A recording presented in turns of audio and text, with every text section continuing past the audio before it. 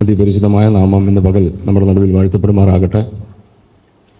നമുക്കൊരുമിച്ച് വീണ്ടും ഒരു പ്രാവശ്യം കൂടെ തിരുസന്നിധിയിൽ കർത്താവിൻ്റെ മുഖത്തേക്ക് നോക്കുവാൻ കർത്താവ് ഒരുക്കുന്ന നല്ല അവസരത്തെ ഓർത്ത് ഞാൻ ദൈവത്തിന് സ്തോത്രം ചെയ്യുന്നു. ആത്മീയ ആരാധനയ്ക്കായി ആലയത്തിൽ കടന്നു വന്ന എല്ലാ പ്രിയപ്പെട്ടവർക്കും കർത്തദാസനും കർത്താവായ യേശുക്രിസ്തുവിന്റെ നാമത്തിൽ സ്നേഹവന്ദനത്തെ പ്രാരംഭമായിട്ട് അറിയിക്കട്ടെ.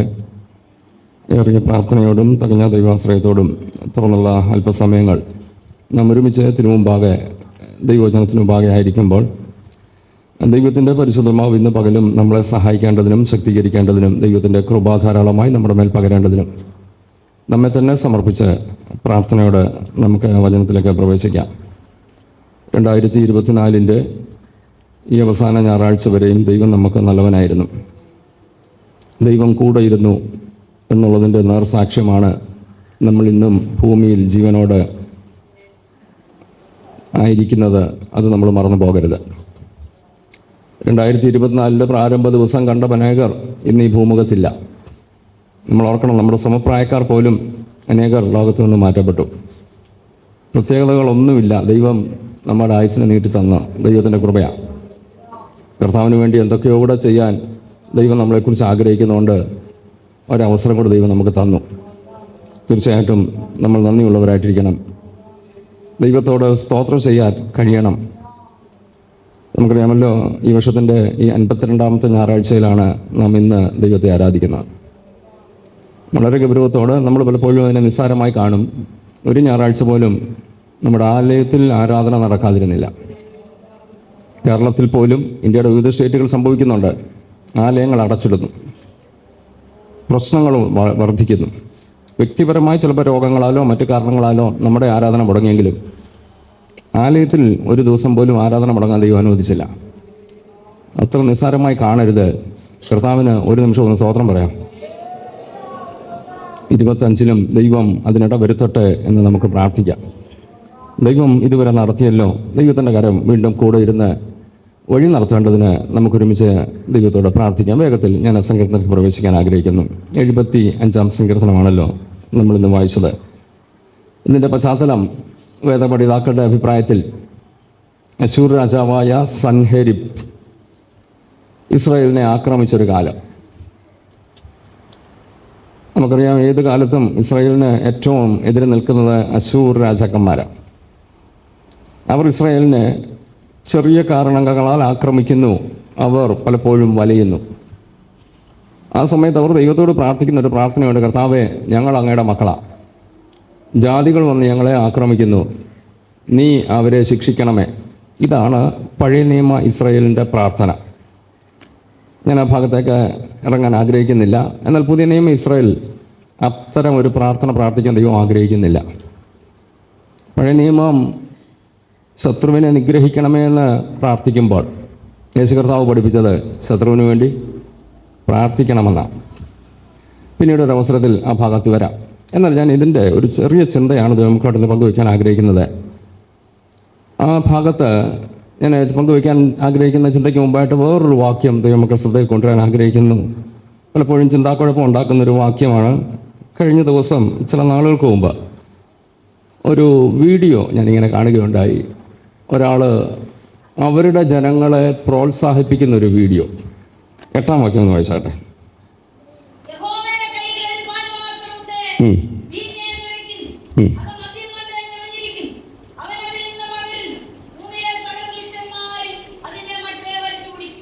ഒരു പക്ഷേ നിങ്ങളൊക്കെ കണ്ടിട്ടുണ്ടോ എനിക്കറിഞ്ഞുകൂടാ. ഏതായാലും ഞാൻ എന്നത് കണ്ടപ്പോൾ എനിക്ക് വലിയ രസകരമായൊരു ചിന്ത തോന്നിയത്,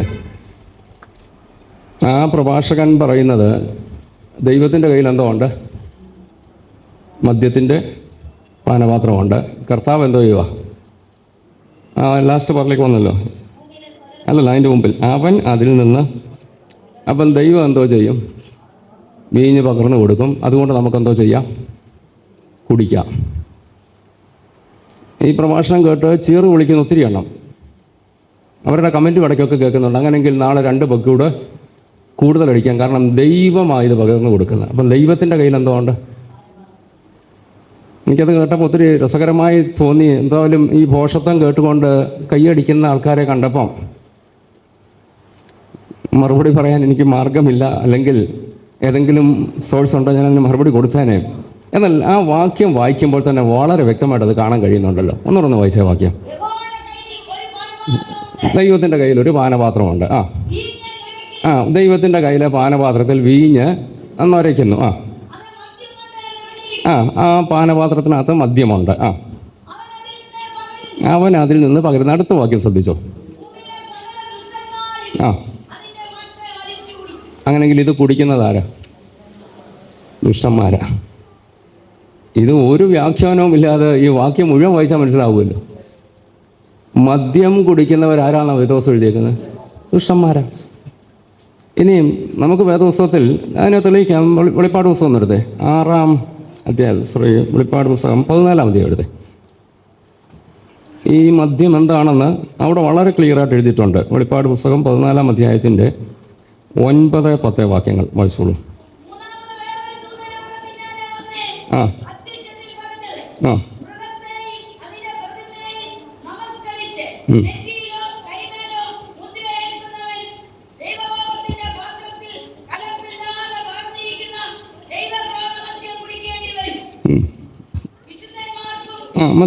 മതി അവിടെ വായിച്ചത് നമുക്കറിയാം. വെളിപ്പാട് പുസ്തകത്തിൽ ഈ ഏഴുകളുടെ ധാരാളം ഉണ്ട്. ഇവിടെ പറഞ്ഞേക്കുന്നത് മൂന്നാമതൊരു ദൂതൻ അവിടെ പറയുമ്പോൾ വായിച്ചത്, വേറൊരു ദൂതൻ അവരുടെ പിന്നാലെ അത്യുച്ചത്തിൽ പറഞ്ഞ, മൃഗത്തെയും അതിൻ്റെ പ്രതിമയെയും നമസ്കരിച്ച് നെറ്റിയിലോ കൈമേലോ മുദ്ര ഏൽക്കുന്നവൻ ദൈവകോപത്തിൻ്റെ പാത്രത്തിൽ കലർപ്പില്ലാതെ പകർന്നിരിക്കുന്ന ദൈവക്രോധ മദ്യം കുടിക്കേണ്ടി വരും. അങ്ങനെയെങ്കിൽ കുടിക്കുന്ന മദ്യം ഏതാ?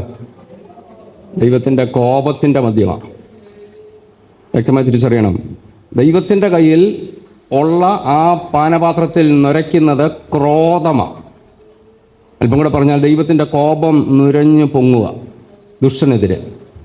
ദൈവത്തെ വിട്ട് പ്രമാണം വിട്ടു പോയാൽ അവർക്ക് ദൈവം ഇത് കുടിക്കാൻ കൊടുക്കും. ഭക്തനല്ല, ദുഷ്ടന്. ഒരു വാക്യം കൂടെ നമുക്ക് നോക്കാം. യെരമ്യാ പ്രവചനം 25-ാം അധ്യായം കൊണ്ടെടുത്തു. അതിൻ്റെ 15 മുതലുള്ള വാക്യം കൊണ്ട് വായിച്ചേ.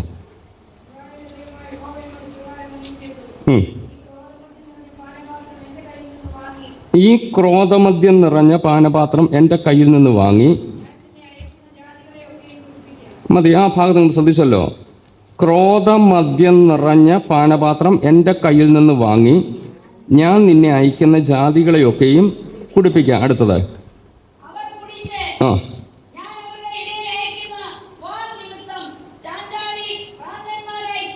അടുത്തൂടെ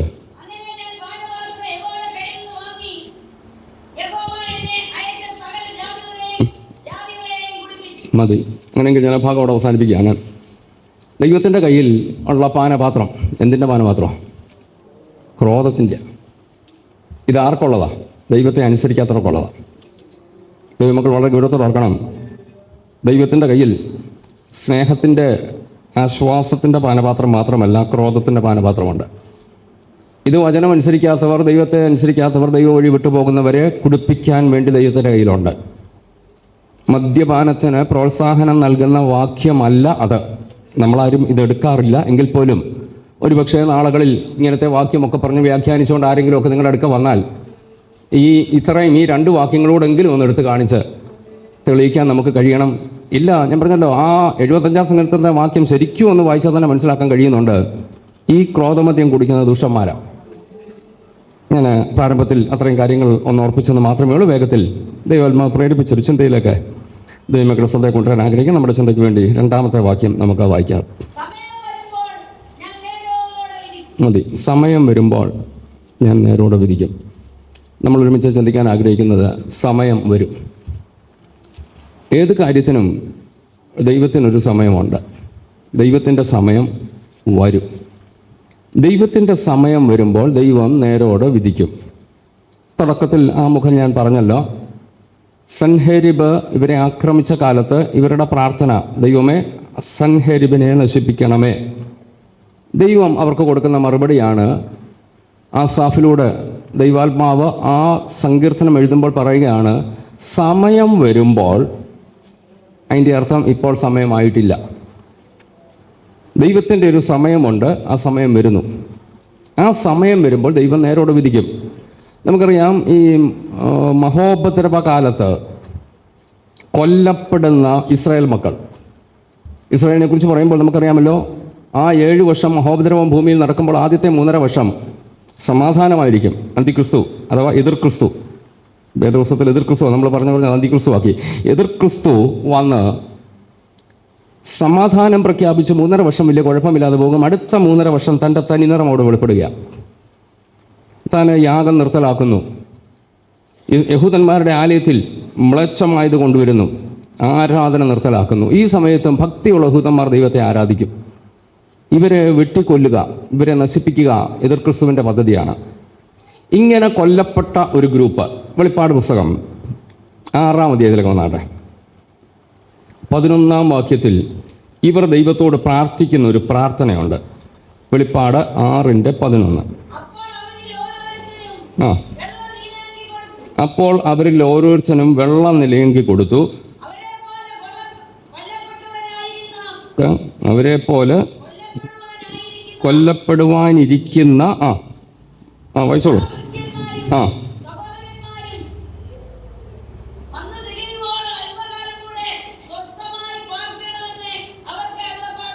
മതി.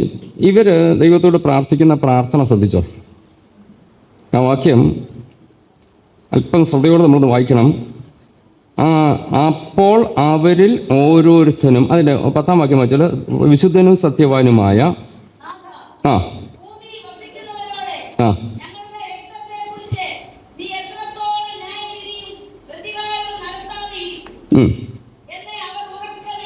ഇവർ ദൈവസന്നിധിയിൽ ദൈവത്തോട് പ്രാർത്ഥിക്കുന്ന ഒരു പ്രാർത്ഥന. 9 മുതൽ വായിക്കുമ്പോൾ അത് വ്യക്തമാണ്. അവൻ 5-ാം മുദ്ര പൊട്ടിച്ചു. ദൈവവചന നിമിത്തവും തങ്ങൾ പറഞ്ഞ സാക്ഷ്യം ഹേതുവായും. വെളിപ്പാടിൽ യോഹന്നാൻ കാണുന്ന കാഴ്ച, യാഗപീഠത്തിൻ്റെ കീഴിൽ അറുക്കപ്പെട്ടവരുടെ ആത്മാവിനെ കണ്ടു. അഥവാ യേശുവിൻ്റെ സാക്ഷി നിമിത്തം, പ്രമാണത്തിന് വേണ്ടി നിന്നതിന് നിമിത്തം. ഞാൻ പറഞ്ഞല്ലോ, യാഗം എതിർ ക്രിസ്തു നിർത്തലാക്കിയെങ്കിലും യഹൂദന് യാഗം അർപ്പിക്കാതിരിക്കാൻ കഴിയത്തില്ല. അവൻ ആരാധിക്കും. അവൻ എതിർ ക്രിസ്തുവിനെ ആരാധിക്കത്തില്ല, പ്രതിമയെ നമസ്കരിക്കത്തില്ല. ഇങ്ങനെ വന്ന് യാഗം അർപ്പിക്കാൻ വന്ന യഹൂദന്മാരെ കൊന്നു. യാഗപീഠത്തിന് കീഴിൽ, അതാണ് അവിടെ എഴുതിയിരിക്കുന്നത്, യാഗപീഠത്തിന് കീഴിൽ കണ്ടു. അവർ ദൈവത്തോട് പ്രാർത്ഥിക്കുന്ന ഒരു പ്രാർത്ഥനയാണ്, വിശുദ്ധനും സത്യവാനുമായ നാഥ, ഭൂമിയിൽ വസിക്കുന്നവരോട് ഞങ്ങളുടെ രക്തത്തെക്കുറിച്ച് നീ എത്രത്തോളം ന്യായവിധിയും പ്രതികാരവും. അപ്പോൾ ഇവരുടെ ചോദ്യം എന്താ? ഇവരുടെ പ്രാർത്ഥന എന്താ? കർത്താവേ, ഞങ്ങൾ യാഗമർപ്പിക്കാൻ വന്നു. നമ്മുടെ ഭാഷ പറഞ്ഞാൽ ഞങ്ങൾ യോഗത്തിന് വന്നു, ആരാധനയ്ക്ക് വന്നു. ആരാധനയ്ക്ക് വന്നവരെ കൊന്നു. കൊന്നവർ ഒരു കുഴപ്പവുമില്ലാതെ നടക്കുന്നു. അവർക്ക് രാഷ്ട്രീയ പിടിപാടുള്ള സ്വാധീനമുണ്ട്. അവരെ അറസ്റ്റ് ചെയ്യുന്നില്ല. ആരാധനയ്ക്ക് പോയ ഞങ്ങൾ കൊല്ലപ്പെട്ടു, അല്ലെ ഞങ്ങളുടെ പ്രിയപ്പെട്ടവർ കൊല്ലപ്പെട്ടു. ഇവരെ എന്തുകൊണ്ടാണ് കർത്താവ് നീ ശിക്ഷിക്കാത്തത്? ഇതാ ഇവരുടെ ചോദ്യം.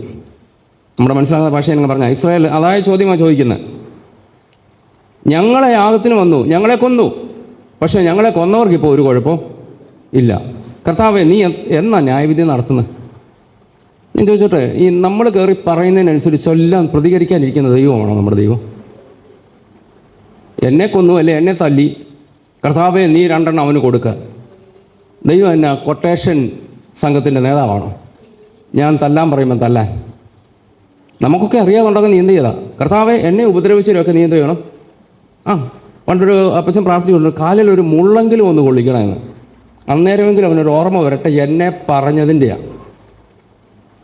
ദൈവമക്കളെ, ഇതൊക്കെ അവിവേകം കൊണ്ട് പറഞ്ഞു പോകുന്നത്. ദൈവത്തെ മനസ്സിലാക്കാമെങ്കിൽ നമ്മൾ ഇതൊന്നും പറയത്തില്ല.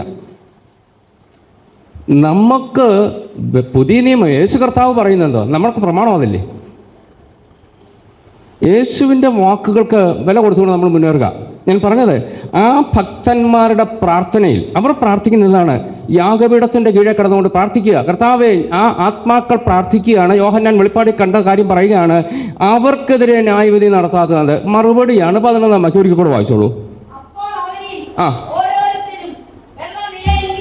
മതി. ഈ നിലവിളിച്ചവർക്ക് ദൈവം ചെയ്തൊരു കാര്യമുണ്ട്, വെള്ള നിലയെങ്കി കൊടുത്തു.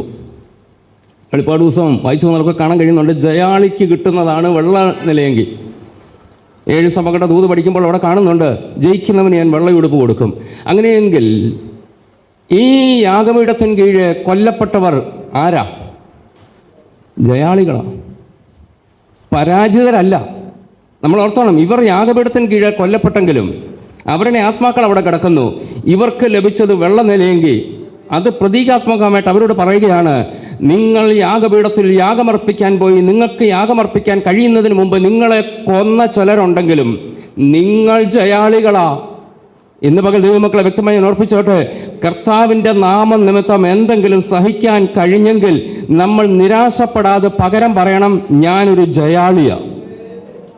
ജയാളിക്ക് കിട്ടുന്നത് അവിടെ കൊടുത്തു. വായിച്ചോളൂ. അവർക്ക് വെള്ള നിലയെങ്കിൽ കൊടുത്തു.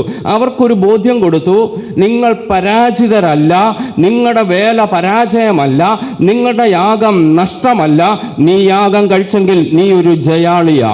വായിച്ചോ അടുത്ത്. അവരെ പോലെ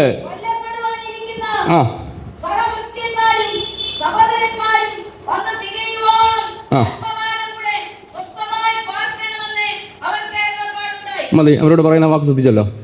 വെയിറ്റ് ചെയ്യ്. നിങ്ങൾ കുറേ പേര് യാഗപീഠത്തിൻ്റെ കീഴെ കൊല്ലപ്പെട്ടില്ലേ?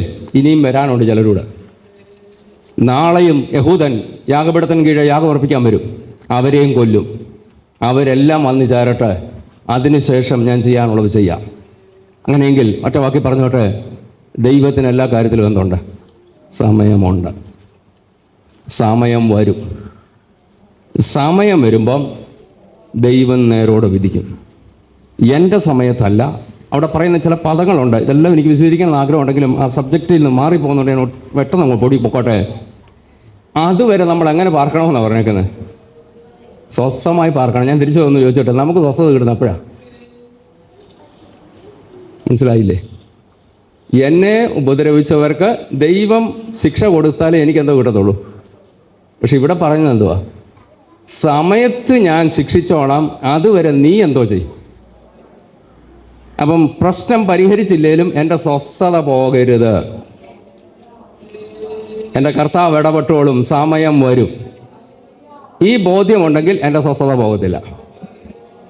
ഈ ബോധ്യമില്ലെങ്കിൽ സമയം വന്നു കഴിഞ്ഞ് എനിക്ക് സ്വസ്ഥത ഉണ്ടാകത്തുള്ളൂ. എന്തു വേണമെന്ന് നമ്മൾ തീരുമാനിച്ചു. ഈ ബോധ്യം, എൻ്റെ കർത്താവ് സമയത്തെല്ലാം ചെയ്തോളും, എൻ്റെ കർത്താവിന് എല്ലാം നന്നായി ചെയ്യാൻ അറിയാം, എൻ്റെ കർത്താവ് ചെയ്യുമ്പം എല്ലാം ബെസ്റ്റായിട്ട് ചെയ്യും എന്ന ബോധ്യം എനിക്കുണ്ടെങ്കിൽ എനിക്ക് സ്വസ്ഥമായി പാർക്കാം.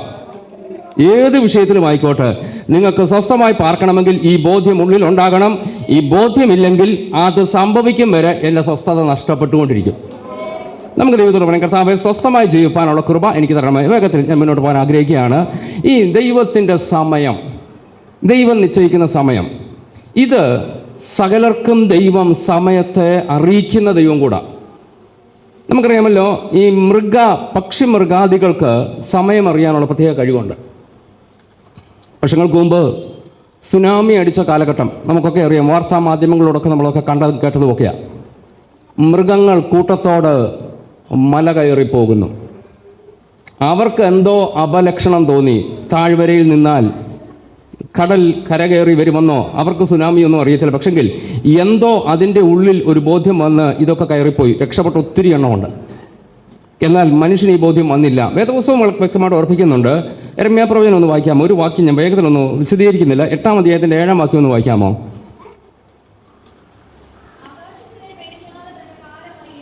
ആകാശത്തിലെ പെരിഞ്ഞാറ് തൻ്റെ കാലം അറിയുന്നു. മതി. അവിടെ വളരെ വ്യക്തമായിട്ടുണ്ട്, മൃഗങ്ങൾ പക്ഷിജാലങ്ങൾ സമയമറിയുന്നു.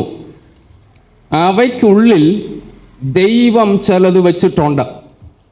അതിൻ്റെ തലച്ചോറിനകത്ത് ദൈവം ചിലത് ഓൾറെഡി ഫിറ്റ് ചെയ്ത് കഴിഞ്ഞു. അതിനറിയാം. അങ്ങനെയെങ്കിൽ ന്യായമായ ചോദ്യം, വിവേകമില്ലാത്ത ആത്മാവില്ലാത്ത ഈ പക്ഷിമൃഗാദികൾക്ക് ഇങ്ങനെ അറിവ് കൊടുത്തെങ്കിൽ വിവേകമുള്ള ആത്മാവുള്ള മനുഷ്യന് ദൈവം എന്തുകൊണ്ട് അറിവ് കൊടുക്കുന്നില്ല? ഒറ്റവാക്കി പറയാം, അറിവ് കൊടുക്കാഞ്ഞിട്ടല്ല, അറിവ് മനസ്സിലാക്കാൻ കഴിവില്ലാത്തതുകൊണ്ട്.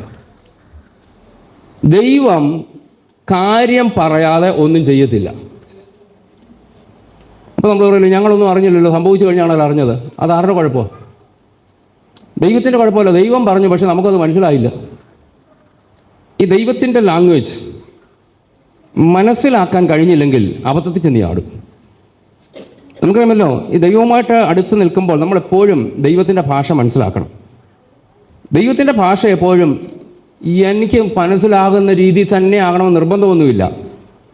ഞാൻ ചോദിച്ചിട്ട്, ഈ വാഹനം ഓടിക്കുന്ന പ്രിയപ്പെട്ടവർക്ക് അറിയാമല്ലോ, സിഗ്നൽ ലൈറ്റ് ഇല്ലാത്ത ഒരു ജംഗ്ഷനിലെത്തിയാൽ അവിടെ ട്രാഫിക് കൺട്രോൾ ചെയ്യുന്ന പോലീസുകാരനുണ്ട്. അദ്ദേഹം ഏതെങ്കിലും ഒരു റൂട്ടാണ് ക്ലിയർ ചെയ്യുന്നതെങ്കിൽ നമ്മൾ വരുന്ന വഴിക്ക് അയാളിങ്ങനെ കൈ കാണിക്കും. അതിൻ്റെ അർത്ഥം എന്നാ? സ്റ്റോപ്പ് ചെയ്യാനാ. അന്നേരം വണ്ടി ചെയ്യുന്നുണ്ട് ആയാലും പറയുമോ, ആ പോലീസുകാരൻ എന്നെ വിഷ് ചെയ്തു, അയാൾ വിഷ് ചെയ്തെന്ന് പറഞ്ഞ് കയറി ചെന്നാലോ? അയാൾ വിഷ് ചെയ്യുമല്ല, ആ കൈ കാണിച്ചതെന്താ? നീ അവിടെ നിൽക്കാനാ. ഈ ലാംഗ്വേജ് മനസ്സിലായില്ലെങ്കിൽ അബദ്ധമാണ്. അങ്ങനെ പറയും, വണ്ടി ഇങ്ങോട്ട് മാറ്റിയിടാൻ പറയും, ഫൈനും അടിച്ചു പോയാൽ മതി എന്ന് പറയും.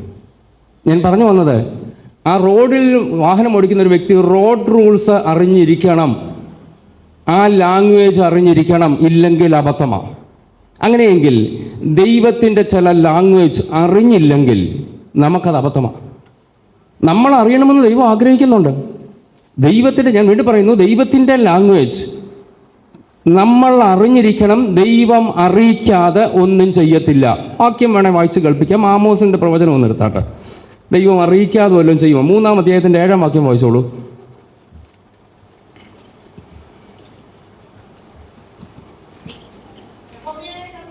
ആ,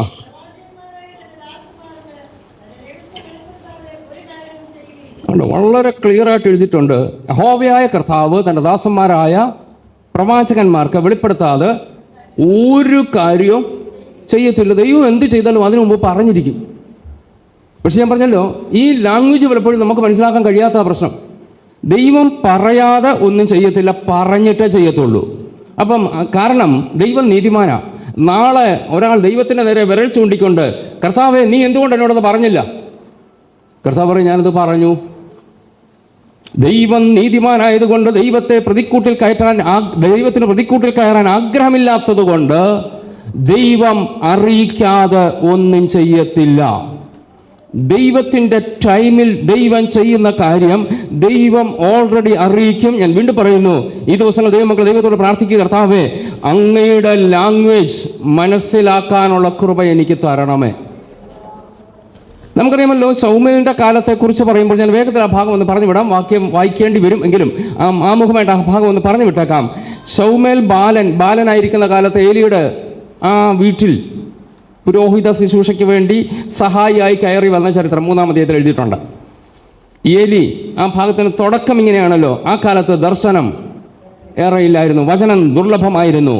ഈ ഒരു പ്രത്യേക കാലഘട്ടം ആരാധനയില്ല, വചനമില്ല, ആത്മീയതയില്ല, ഒരു വെളിപ്പാടുമില്ലാതെ ജനം തോന്നിയ വഴി പോയിക്കൊണ്ടിരുന്ന ഒരു കാലഘട്ടത്തിൽ ഏലിയുടെ മക്കൾ അവർ മോശക്കാരായി ജീവിക്കുന്ന ഒരു കാലഘട്ടം. ഇത് കണ്ടിട്ടും ഏലിക്ക് കാണാൻ കഴിയാതെ വണ്ണം, കണ്ടിട്ടും കാണാത്തവനെ പോലെ നിൽക്കത്തക്ക രീതിയിൽ കാര്യങ്ങൾ മുന്നോട്ട് പോയൊരു കാലം. ഒരു രാത്രിയിൽ യഹോവ ശൗമേലിനെ വിളിച്ചു. നമുക്ക് ചരിത്രമൊക്കെ അറിയാം. ശൗമേലിനെ വിളിച്ച് 3 പ്രാവശ്യം വിളിച്ചപ്പോൾ ഏലിയുടെ അടുക്കൽ ഓടിച്ചെന്ന ശൗമേൽ 4-ാം പ്രാവശ്യം ഏലി പറഞ്ഞു, ഇനി വിളിച്ചാൽ യഹോവേ അരുളി ചെയ്യണമേ, കേൾക്കാമെന്ന് പറഞ്ഞു. ആ 4-ാമത്തെ വിളിക്ക് ശൗമേൽ പറഞ്ഞു, യഹോവേ അരുളി ചെയ്യണമേ, അടിയൻ കേൾക്കാം. കർത്താവ് കൊടുത്ത ശബ്ദം ഒന്ന് വായിച്ച് കേൾക്കാം. 3-ാം അധ്യായത്തിന്റെ 11 മുതൽ ഒന്ന് വായിച്ചേ.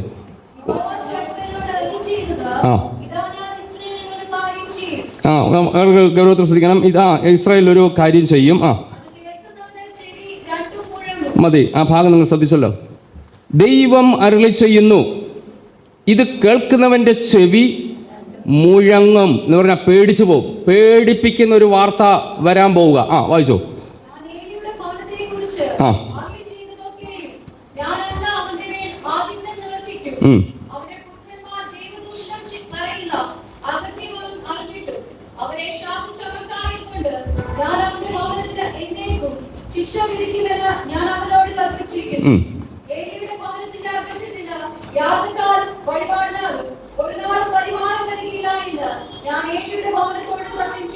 മതി, ആ ഭാഗത്ത് ആ വാക്യങ്ങളൊക്കെ വളരെ എടുത്ത് ശ്രദ്ധിക്കണം. ഞാൻ പറഞ്ഞത് ദൈവം പറയാതെ ഒന്നും ചെയ്യത്തില്ല. തെളിവുണ്ട്. ആദ്യത്തെ തെളിവ് ഞാൻ പറഞ്ഞു, ആ വാക്യം ആമോസ് നമ്മൾ വായിച്ചു. ഇവിടെ വീണ്ടും പറയുന്നു, അവിടെ പറയുന്നൊരു പദം ശൗമേലിനോട് പറഞ്ഞേച്ച് പറയുകയാണ്, ആ ഏലിയുടെ ഭവനത്തിൻ്റെ അകൃത്യത്തിന് യാഗത്താലും വഴിപാടിനാലും ഒരു നാളും പരിഹാരം വരികയില്ല എന്ന് ഞാൻ ഏലിയുടെ ഭവനത്തോട് സത്യം ചെയ്തിരിക്കുന്നു. ദൈവം അരുളി ചെയ്തു. സമയം വരും, ദൈവത്തിന് സമയം വരിക. പറയുകയാണ്, ഈ വാർത്ത കേട്ടിട്ട് നമുക്ക് മനസ്സിലാകുന്ന ഭാഷ കൊണ്ടുവരാം. ഉപവസിച്ചാലും പ്രാർത്ഥിച്ചാലും എന്തൊക്കെ ചെയ്താലും പരിഹാരമില്ല. അതെന്തൊരു ചോദ്യമോ? ഉപവസിച്ചാൽ വിടുതലില്ലേ? ഉണ്ട്. ഈ ഏലിയുടെ ഭവനത്തിൻ്റെ കാര്യത്തിൽ ദൈവം പറയുന്ന ഒരു പ്രത്യേക പദം ഞാൻ ഓർപ്പിക്കാം.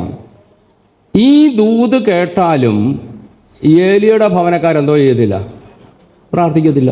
അത്രയുള്ള അതിൻ്റെ അർത്ഥം. നമ്മൾ പറയത്തില്ല, അയ്യോ ന്യായവിധിയുടെ ദൂതാ പറഞ്ഞത്, ഏറ്റെടുക്കേണ്ടതാ. ചിലർ ഏറ്റെടുക്കത്തില്ല. വരട്ടെന്നേ, വരുന്നിടത്ത് വെച്ച് കാണാം, പിന്നെ കണ്ടുകൊണ്ടിരിക്കുക. നമ്മൾ ഓർക്കണം, ഈ ഏലിയുടെ ഭവനത്തോട് ആ ശൗമേൽ ബാലനിലൂടെ ദൈവം ദൂത് കൊടുക്കുകയാണ്. ആ ഭവനത്തിന് നേരെ വരുന്ന ദൈവത്തിൻ്റെ ന്യായവിധി യാഗത്താലും നിർവഹിച്ചവാക്യം ആ ആ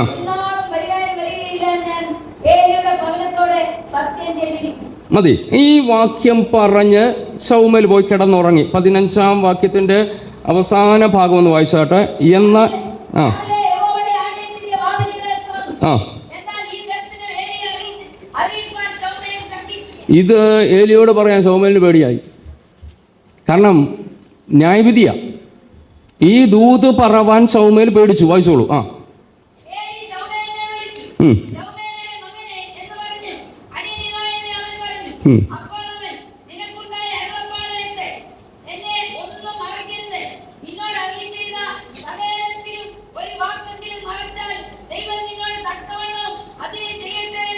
മതി. ആ വാക്കൊക്കെ ഒന്ന് ശ്രദ്ധിച്ചോ. ഇതൊക്കെ വിശദീകരിക്കാൻ പോയാൽ നമ്മുടെ വിഷയത്തിൽ നിന്ന് ഒത്തിരി മാറിപ്പോവും. ഏലി വന്നേച്ച് ശൗമേനോട് പറഞ്ഞു, അയ്യോ അങ്ങനൊന്നും പറയാനൊക്കത്തില്ല. ഏലി ഒരൊറ്റ വരട്ടിയത്. ഇവിടെ മര്യാദയ്ക്ക് പറഞ്ഞോണം, ഇല്ല ദൈവം നിന്നെ എന്തോ ചെയ്യാൻ പോവാ, ശിക്ഷിക്കാൻ പോവാ. ആരായി പറയുന്നത്? ശിക്ഷ ഏറ്റുവാങ്ങാൻ പോകുന്നവൻ ദൂത് കൊടുക്കുന്നതിനോട് പറയുകയാണ്, മര്യാദയ്ക്ക് ദൂത് പറഞ്ഞില്ലേലുണ്ടല്ലോ, എനിക്ക് അനുകൂലമായി പറഞ്ഞില്ലേലുണ്ടല്ലോ, നിന്റെ കാര്യം പോക്കാം. മനസ്സിലാവുന്നുണ്ടല്ലോ? തൽക്കാലം അവിടെ കൊണ്ട് നിർത്താം, സമയമില്ലല്ലോ. വായിച്ചോ അടുത്ത്. ആ വായിച്ചോ, അതിൻ്റെ ബാക്കി ഒന്ന് വായിച്ചോ. അങ്ങനെ ശൗമേൽ സകലവും അവനെ അറിയിച്ചു. ആ ഒന്നും മറച്ചില്ല. ആ മതി. ഏലിയുടെ വാക്ക് കണ്ടോ? ഈ മലയാളത്തിൽ അത് വായിച്ചു വരുമ്പം നമുക്കത്ര നിസ്സാരമായിട്ടൊക്കെ തോന്നുന്നു. ഇംഗ്ലീഷ് ഒന്ന് വായിക്കാം. ലാസ്റ്റ് വേഴ്സ് മാത്രം ഒന്ന് വായിച്ചേ. 18-ാം വാക്യം മാത്രം, verse 18. Then Samuel told him everything and hid nothing from him. And he said, "It is the Lord. Let him do what seems to good to him." ഏലി അവിടെ ഒരു നിസ്സാരമായിട്ട് പറഞ്ഞ് കൈ ഒഴിയുക. ആ ദൈവമല്ലേ, ദൈവം എന്തെങ്കിലും പറഞ്ഞാൽ നടക്കട്ടെന്നേ. ഇപ്പം ഞാൻ എന്താ ചെയ്യാനൊക്കും? എനിക്ക് ചെയ്യാൻ പറ്റത്തില്ലേ? ഞാൻ പറഞ്ഞല്ലോ, പ്രാരംഭത്തിൽ തന്നെ ഏലിയുടെ കുടുംബത്തിൻ്റെ പാപത്തിൻ്റെ പരിഹാരം വഴിപാടിനാലും യാഗത്താലും പരിഹരിക്കാവുന്നതല്ലെന്ന് ദൈവം ശൗമേൽ ബാലനോട് പറഞ്ഞതിൻ്റെ ആശയം ഇത്രയേ ഉള്ളൂ. ഈ ദൂത് കേട്ടാലും അവർ മാനസാന്തരപ്പെടത്തില്ല. ഇത് വന്നപ്പം ഏലി പറയുകയാണ്, നടക്കട്ടത്, ഇനി ദൈവത്തിന് എന്തോ വന്ന് വെച്ചാൽ ചെയ്തോട്ടെ. ആ ഭക്തിയുടെ കൂടുതൽ കൊണ്ടല്ല പറയുന്നത്, എന്നെക്കൊണ്ട് ഇതിനപ്പുറം ഒന്നും പോകാനൊക്കത്തില്ല, ഞാൻ ഇങ്ങനെ അങ്ങ് ജീവിക്കും, എൻ്റെ പിള്ളേരും ഇങ്ങനെ ജീവിക്കും, ഞങ്ങൾക്ക് ഇതിനപ്പുറത്തെ ഒരു ഭക്തിയും ആത്മീയതയും ഒന്നും ഞങ്ങളെ കൊണ്ട് പറ്റത്തില്ല, ഞങ്ങളെ കൊണ്ട് ഇതേ ഒക്കത്തുള്ളൂ, പിന്നെ എന്താന്ന് വെച്ചാൽ വരുന്നിടത്ത് വെച്ച് കാണാം. ഇതാ ഏലിയുടെ മറുപടി. താഴോട്ട് വരുമ്പോൾ നമുക്ക് ചരിത്രമൊക്കെ തന്നെ വിശദീകരിക്കുന്നില്ല. വരുന്നിടത്ത് വെച്ച് കാണട്ടെന്ന് പറഞ്ഞു. കണ്ടു. 2 മക്കളുടെ മരണം അപ്പം കേട്ടു. മരുമകളുടെ പിന്നാണ് മരിച്ചത്. ആ വാർത്ത കേട്ടുകൊണ്ട് അപ്പൻ അവിടെ പുറകോട്ട് വീണ് കഴുത്തൊടിഞ്ഞ് മരിക്കുന്നു. മരുമകൾ മരിക്കുന്നു. ഒരു കുടുംബത്തിൽ 4 മരണം. ദൈവത്തിൻ്റെ സമയത്ത് ന്യായവിധി വന്ന ഭവനത്തിൽ. വ്യക്തമായ ദൈവമക്കളെ, നമ്മൾ നമ്മുടെ ജീവിതത്തെ ഒന്ന് പരിശോധിക്കുക. ദൈവം അറിയിക്കാതെ ഒന്നും ചെയ്യത്തില്ല. ദൈവം ചിലതൊക്കെ അറിയിക്കുന്നത് ഞാൻ ക്രമപ്പെടാനാ. എന്നെ കറക്റ്റ് ചെയ്യാനായിട്ട് ചില ദൂത് ദൈവം തരുമ്പോൾ ഒരുപക്ഷെ നമുക്ക് ആ ദൂതൊന്നും പിടിക്കത്തില്ല, ഇഷ്ടപ്പെടത്തില്ല. അത് പറയുന്നവരോട് ചിലപ്പോൾ വിരോധം തോന്നിയേക്കാം. പക്ഷെങ്കിൽ ഒരു യാഥാർത്ഥ്യം തിരിച്ചറിയണം, എന്നെ നേരെയാക്കാൻ ദൈവം ആരെയെങ്കിലും ഉപയോഗിച്ചെന്നിരിക്കും. അത് ഞാൻ ഏറ്റെടുത്താൽ എനിക്ക് നല്ലതാണ്. ദൈവകൃപ. ഞാൻ വേഗത്തിൽ മുന്നോട്ട് പോവുകയാണ്. അവസാന ഞായറാഴ്ച ഈ ദൂതൊന്നും അല്ല നിങ്ങൾ പ്രതീക്ഷിക്കുന്നത് എനിക്കറിയാം. പക്ഷെ ദൈവം തന്നത് എനിക്ക് പറയാതിരിക്കാനും പറ്റത്തില്ല. അതുകൊണ്ട് ഞാൻ വേഗത്തിൽ പറഞ്ഞു പോവുകയാണ്. നമ്മൾ ഓർക്കണം, എന്നെ നിത്യതയിലേക്ക് നയിക്കാൻ ഉതകുന്ന എൻ്റെ വഴികളിൽ നിന്ന് എന്നെ വഴി തിരിച്ചു വിടാനായിട്ട് ദൈവം ആഗ്രഹിച്ചുകൊണ്ട് എനിക്ക് തരുന്ന ആ ആലോചനയെ ഞാൻ ഏറ്റെടുത്തേ മതിയാവുകയുള്ളൂ. ദൈവത്തോട് പറയണം, കർത്താവേ, ഈ എന്നെ നിത്യതയിൽ എത്തിക്കുക എന്നുള്ളതാണ് ദൈവത്തിൻ്റെ ആത്യന്തിക ലക്ഷ്യം. ഇവിടെ എന്നെ ഏറ്റവും ഉന്നതനാക്കുകയല്ല, അത് ചെയ്തോട്ട്. പക്ഷെങ്കിൽ ഇവിടുത്തെ ഉയർച്ചയല്ല വലുത്, നിത്യതയിൽ ഏറ്റവും ഉന്നതമായ നിലയിൽ എന്നെ എത്തിക്കാനാണ് ദൈവത്തിൻ്റെ പദ്ധതി. Praise God, hallelujah. അതുകൊണ്ട് ഞാൻ പറഞ്ഞു വന്നത്, ദൈവം അറിയിക്കും, ദൈവത്തിൻ്റെ സമയം അറിയിക്കും. സമയം വരുന്നത് ദൈവം നമ്മളെ അറിയിക്കും. നമ്മൾ അതിന് മുമ്പാകെ ഏൽപ്പിച്ചു കൊടുക്കാൻ തയ്യാറാകണം. അടുത്തൊരു ഭാഗം കൂടെ പറഞ്ഞ് ഞാൻ അവസാനിപ്പിക്കുകയാണ്. നമ്മളെക്കുറിച്ചുള്ള ദൈവത്തിൻ്റെ സമയത്തെ മാറ്റാൻ ലോകത്തൊരു ശക്തിക്കും കഴിയത്തില്ല. ഇത് ദൈവമക്കൾ തിരിച്ചറിയണം. സമയം വരും, ദൈവത്തിൻ്റെ സമയം, അതാണ് ഏറ്റവും വലുത്, എൻ്റെ സമയമല്ല. നമുക്കറിയാമല്ലോ, കർമ്മേലിൻ്റെ കൊടുമുടിയിൽ അശേരയുടെയും ബാലിൻ്റെയും 850 മന്ത്രവാദികളെ വെട്ടിക്കൊന്ന് ജയഭേരി മുഴക്കി യഹോവ തന്നെ ദൈവമെന്ന് ഒരു രാജ്യം മുഴുവൻ ഒന്നടങ്കം വിളിച്ചു പറഞ്ഞ പിറ്റേ ദിവസം ഇസബേൽ ഒരു പ്രഖ്യാപനം. വായിക്കണ്ട, 1 രാജാക്കന്മാർ 19 1-ാം വാക്യത്തിൽ എഴുതിയിട്ടുണ്ട്. ഇസബേൽ പറയാണ്, നാളെ ഈ നേരത്ത് നിന്റെ തല ഞാൻ എടുക്കും, സംഭവിച്ചില്ലെങ്കിൽ എൻ്റെ ദേവന്മാർ ഇതിലും അധികം എന്നോട്. അപ്പം ഏലിയാവിൻ്റെ ആയുസിൻ്റെ സമയം ആര് നിശ്ചയിച്ചു? ഇസബേൽ നിശ്ചയിച്ചു. നമുക്ക് ചരിത്രം അറിയാമല്ലോ. ഏലിയാവിനെ കൊല്ലാൻ ഇസബേലിന് കഴിഞ്ഞോ? ഇല്ല. എന്നാൽ അധികം താമസിയാതെ ഇസബേൽ കൊല്ലപ്പെട്ടു. ഏലിയാവ് ഇന്നും മരിച്ചിട്ടില്ല. ഏലിയാവ് ഉടലോടെ വ്യക്തമായി തിരിച്ചറിഞ്ഞോണം, സമയം നിശ്ചയിക്കുന്ന ദൈവമാണ്, ലോകത്തൊരു ശക്തിയുമല്ല. ചിലപ്പം ചിലരൊക്കെ നമ്മളോടൊന്നും അങ്ങനെ വന്ന് കാണത്തില്ല, ഭീഷണിപ്പെടുത്തും. നിന്നെ ഇന്ന് അല്ലെങ്കിൽ നാളെ ഇന്ന സമയത്തിനകം നിന്നെ തട്ടും. അവരുടെ കയ്യിലൊന്നും ഇല്ലിരിക്കുന്നത്. ഇനി വൈദ്യശാസ്ത്രം അവരുടെ കണക്കുകൾ കൊണ്ട് ചിലപ്പം പറയുമായിരിക്കും, ആളെ മാക്സിമം 2 ദിവസം അല്ലെങ്കിൽ ഒരാഴ്ച സമയം നിശ്ചയിച്ചു. പക്ഷെങ്കിൽ അങ്ങനെ നിശ്ചയിച്ച് എത്രയോ പേർ വീണ്ടും വർഷങ്ങൾ ജീവിച്ചു. ഞാൻ പറഞ്ഞല്ലോ, സമയം നിശ്ചയിക്കുന്നത് എൻ്റെ ദൈവമാണ്. ദൈവത്തിനൊരു സമയമുണ്ട്. ആ സമയത്ത് ദൈവപ്രവൃത്തി വെളിപ്പെടത്തുള്ളൂ. ഞാനൊരു ചിന്തയുടെ ആ ഭാഗത്ത് ഓർപ്പിക്കാം. വെളിപ്പാട് പുസ്തകത്തിലെ 1-ാം അധ്യായം ഒന്ന് എടുത്താട്ടെ. 1-ാം അധ്യായത്തിൽ നമുക്കറിയാവുന്നതാണെങ്കിൽ വാക്യം ഒന്ന് വായിച്ച് കേൾക്കാം. 18-ാം വാക്യം വായിച്ച്, 1:18.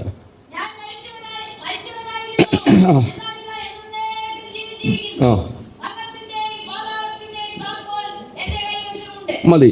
അവിടെ യോഹന്നാൻ അപ്പോസ്തലനോട് കർത്താവിൻ്റെ ആ ശബ്ദമാണ് നമ്മളവിടെ കേൾക്കുന്നത്. ഈ ഡൊമീഷ്യൻ ചക്രവർത്തി യോഹന്നാനെ കൊല്ലാൻ തിളച്ച എണ്ണയിലിട്ടെങ്കിലും ഒന്നും പറ്റാതെ തണുത്ത വെള്ളത്തിൽ കിടക്കുന്നത് പോലെ കിടക്കുന്നത് കണ്ട് അത്ഭുതപ്പെട്ട ഇദ്ദേഹം, എന്തോ സംതിങ് ഇദ്ദേഹത്തിന് പ്രത്യേകതയുണ്ട്, ഇനി നമ്മൾ കൊല്ലണ്ട എന്ന് പറഞ്ഞുകൊണ്ട് പത്മോസ് ദ്വീപിലേക്ക് നാട് കടത്തുകയാണ്. അപ്പോൾ ഈ ഡൊമീഷ്യൻ ചക്രവർത്തി ഇങ്ങനെ പറഞ്ഞു കാണും, നമ്മളായിട്ടൊന്നും ചെയ്യണ്ട, അങ്ങോട്ടങ്ങോട്ട് കിട്ടാച്ചിങ്ങി പോരെ, വിഷപ്പാമ്പുണ്ട്, ചെല്ലുന്നന്ന് തന്നെ ഏതെങ്കിലും പാമ്പ് അവനെ കടിക്കും, ചാകും. ഇല്ലെങ്കിൽ കൊടും ചൂടത്ത് അവൻ വാടിത്തളരും, കഴിക്കാൻ ആഹാരമില്ല. എങ്ങനെ പിടിച്ചു നിന്നാലും ഒരാഴ്ചയ്ക്ക് അപ്പുറം പോകത്തില്ല. ഒരാഴ്ചയ്ക്കൊക്കെ അവനെന്തോ മരിക്കും. സമയം നിശ്ചയിച്ചു. അവിടെ ചെന്നു. ഈ ചെന്ന യോഹന്നാൻ്റെ അടുക്കൽ ദൈവത്തിൻ്റെ പ്രത്യക്ഷത, മേൽഭാഗങ്ങളൊക്കെ അറിയാവുന്ന ഞാൻ ആ ഭാഗം എല്ലാം വിട്ടച്ചങ്ങ് പോവാം. ഈ വാക്യത്തെ നമ്മൾ വായിച്ചത് ഇങ്ങനെയാണല്ലോ, ഇതാ ഞാൻ മരിച്ചവനായിരുന്നു, ഇതാ അടുത്ത് മരണത്തിൻ്റെയും പാതാളത്തിൻ്റെയും അങ്ങനെയെങ്കിൽ മരണത്തിൻ്റെ സമയം ആരുടെയല്ല? ദൈവമക്കൾ ഉറപ്പോട് പറയണം, ഞാൻ എന്ന് മരിക്കണമെന്ന് ആ മരണത്തിൻ്റെ താക്കോൽ എൻ്റെ കർത്താവിൻ്റെ കയ്യിലാണ്. ഡൊമീഷ്യൻ ചക്രവർത്തി തീരുമാനിച്ചു ഇവനെ കൊല്ലാം, തിളച്ച എണ്ണയിലിട്ട് കൊല്ലാം. നടന്നില്ല. പത്മോസിൻ്റെ ഏകാന്തതയിൽ ആ ചൂടേറ്റ് വിഷപ്പാമ്പിൻ്റെ കടിയേറ്റ് അഥവാ കഴുകൻ കൊത്തിപ്പറിച്ചോ എങ്ങനെങ്കിലും ചാകുമെന്ന് പറഞ്ഞ് സമയം നിശ്ചയിച്ചപ്പോൾ കർത്താവോട് പ്രത്യക്ഷപ്പെടുത്തി പറയാണ്, യോഹന്നാനെ, നിന്റെ സമയം നിശ്ചയിക്കുന്നത് ഡൊമീഷ്യൻ ചക്രവർത്തി അല്ല, നിന്റെ സമയം നിശ്ചയിക്കുന്നത് ഞാനാ. നീ എപ്പോൾ മരിക്കണം, മരണത്തിൻ്റെ അറ എപ്പോൾ തുറക്കണമെന്നുള്ള താക്കോൽ എൻ്റെ കയ്യിലാണ്. ലോകത്തൊരു ശക്തിക്കും നിന്റെ മരണത്തെ നിശ്ചയിക്കാൻ, നിർണയിക്കാൻ, സമയം പറയാൻ കഴിയത്തില്ല. കാരണം താക്കോൽ എൻ്റെ കയ്യിലാണ്. ഈ പകൽ ദൈവമക്കളെ ദൈവസന്നിധിയിൽ ഇരുന്നുകൊണ്ട് സന്തോഷത്തോടെ വിളിച്ചു പറയാൻ കഴിയണം.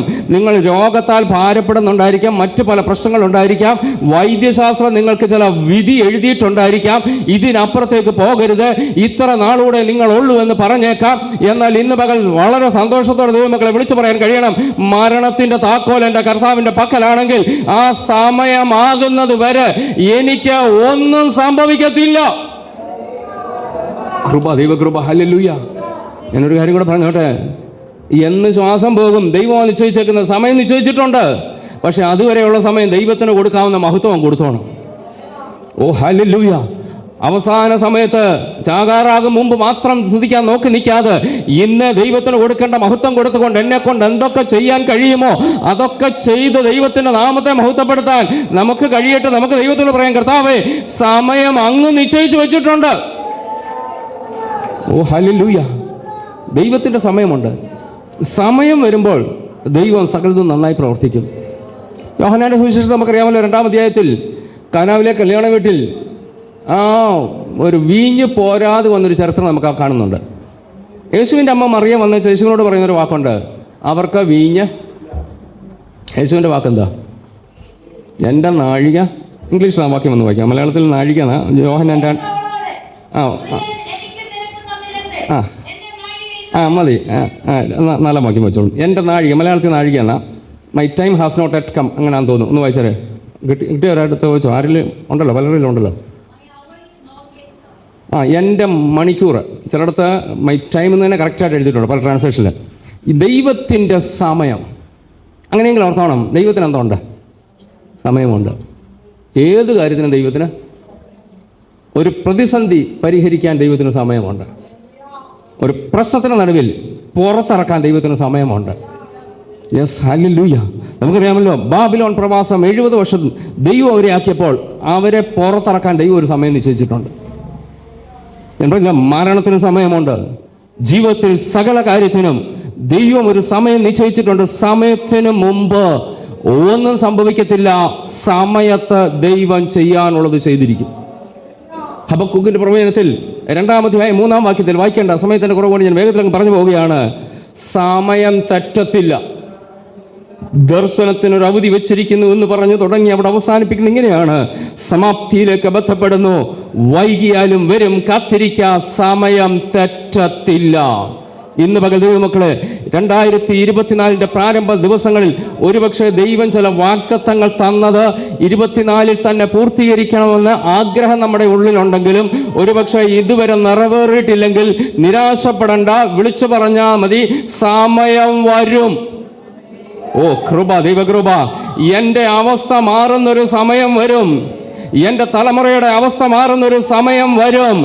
എനിക്ക് വേണ്ടി ദൈവം ഒരു സമയം നിശ്ചയിച്ചിട്ടുണ്ട്.